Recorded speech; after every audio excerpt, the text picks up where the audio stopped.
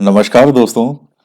देखिए मित्रों, जो हमने आपके लिए कहा था कि आपको यूनिट वाइज 1 से 12 तक एसएसटी में जो इनके टेस्ट पेपर हैं वो भी आपसे लेंगे।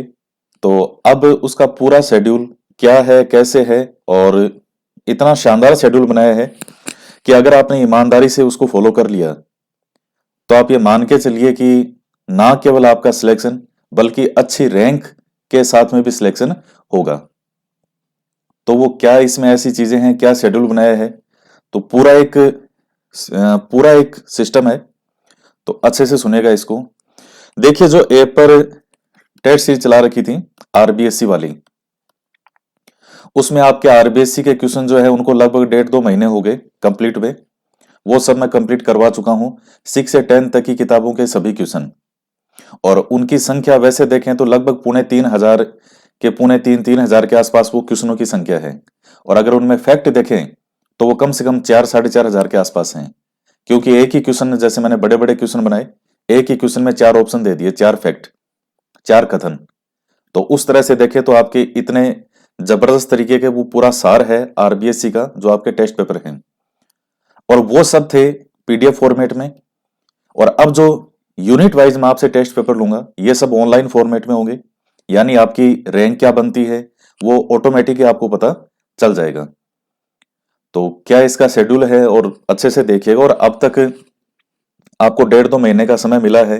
जब आरबीएससी की जो मैं टेस्ट पेपर कंप्लीट कर चुका था उसमें, उसके बाद आपको ये कहा था कि अब आप जो अपनी तैयारी है एसएसटी की करो, और उसके बाद टेस्ट पेपर लेंगे ताकि आपको फायदा भी हो।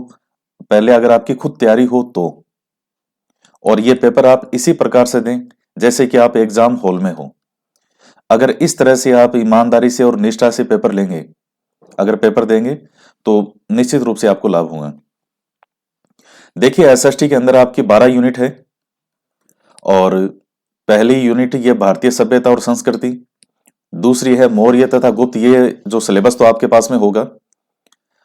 तो इसमें आपके सिलेबस में देखें, 4 तो हिस्ट्री की यूनिट है, 4 ही है ज्योग्राफी की, 2 है पॉलिटी की, और 2 है शिक्षा शास्त्र वाली। तो शुरू की जो अभी 3 यूनिट है वो हिस्ट्री की है।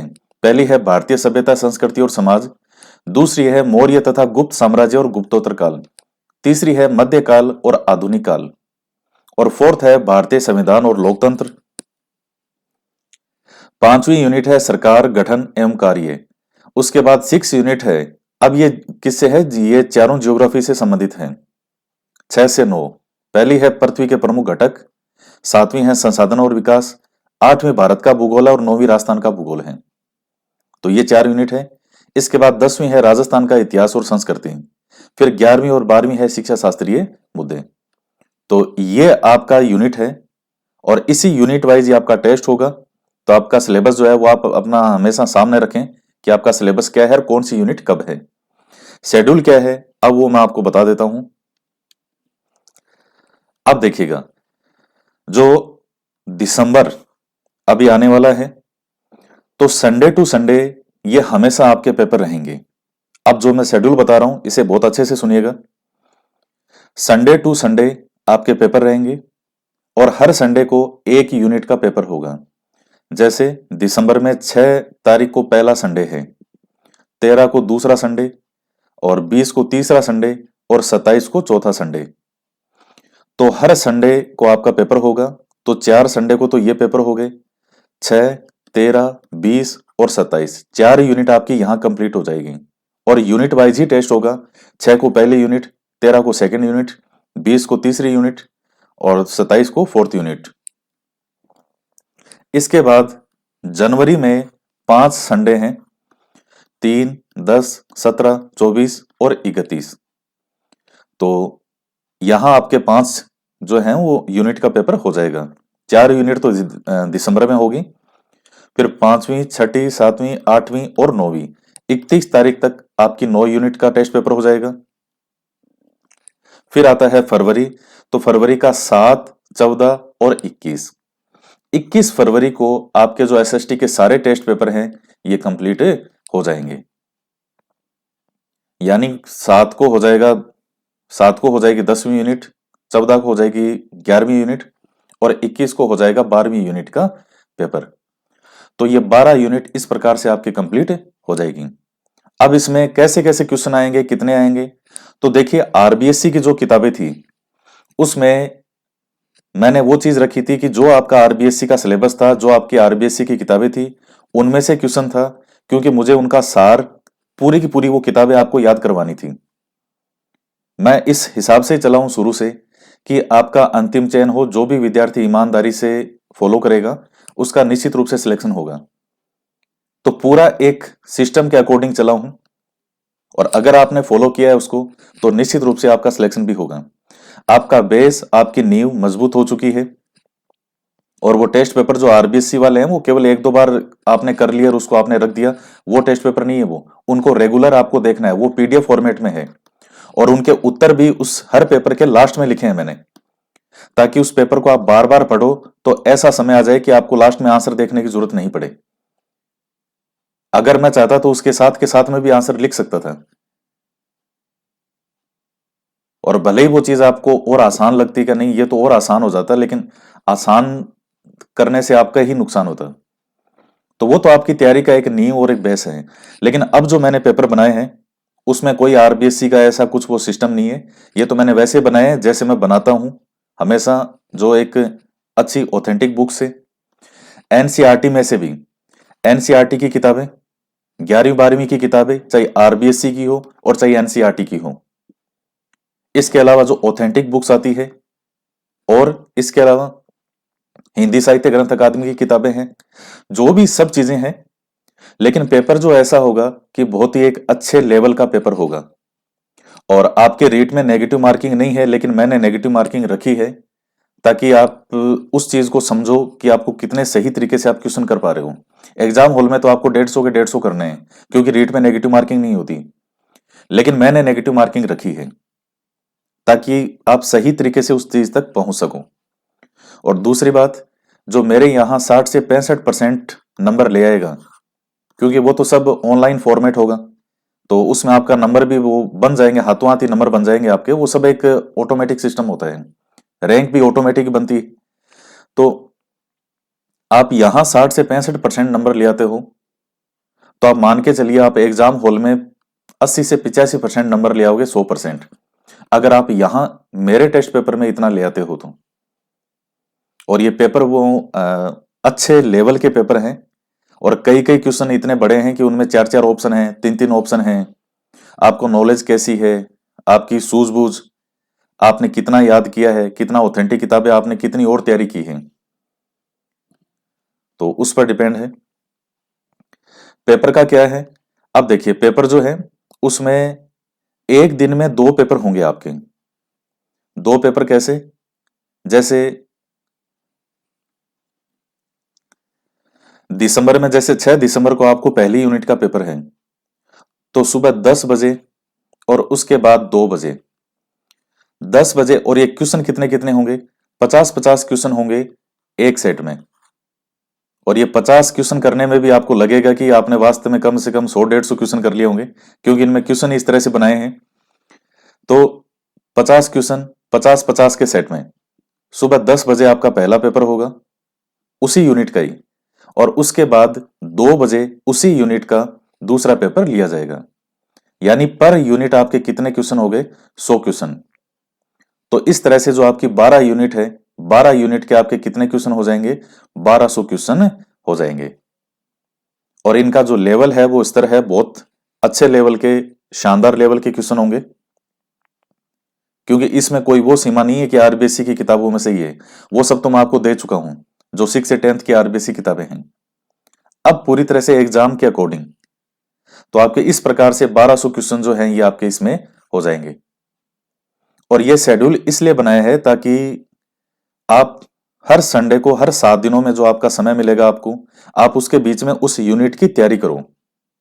सेकेंड यूनिट से पहले आपको 6 दिन मिलेंगे, और अच्छे से मजबूत करो। तो हर संडे टू संडे आपको समय मिलेगा कि आप अपनी तैयारी को और मजबूत करें। ये चाहते तो हम सारे पेपर एक साथ भी अपलोड कर सकते हैं, और उस समय भी कर सकते थे, लेकिन मैं मेरे हिसाब से ही चलता हूं, और मेरा हिसाब वही होता है जो स्टूडेंट के लिए बेस्ट होता है। और स्टूडेंट को ये कभी पता नहीं होता कि उसके लिए बेस्ट क्या है, वो मुझे पता है। तो मैं जिस हिसाब से कर रहा हूं उसी हिसाब से तैयारी करें। शेड्यूल मैंने आपको बता दिया। हर संडे को आपका पेपर होगा और हर संडे को आपके 2 पेपर होंगे उस एक ही यूनिट के, 50-50 क्वेश्चन के सेट में। पहला सुबह होगा 10 बजे पेपर, और टाइम लिमिट मैं देख लूंगा मुझे कितना रखना है इसमें, 50 मिनट, 40 मिनट या 60 मिनट, जो भी मुझे लगेगा। और उसके बाद दूसरा पेपर होगा 2 बजे। और पेपर करने के बाद में धीरे धीरे जो है वो आपको अपनी रैंक भी पता चलती जाएगी कि आपकी कौन सी रैंक बनी है। नेगेटिव मार्किंग मैंने रखी है, हालांकि एग्जाम हॉल में नहीं होगी, लेकिन यहां मैंने नेगेटिव मार्किंग रखी है, तो उस चीज को भी आप ध्यान में रखें।